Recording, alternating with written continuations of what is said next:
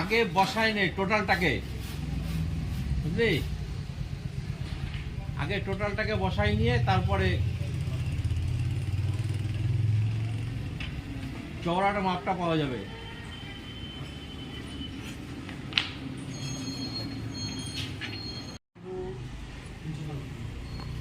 ঠিক আছে। আর নিচের আমি এরকম করে রাখলাম মিডিল আমার এটা হলো এটাকে না না মিডিল সেন্টার কোনটা?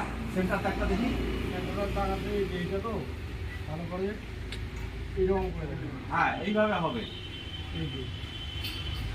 মানে টোটাল যে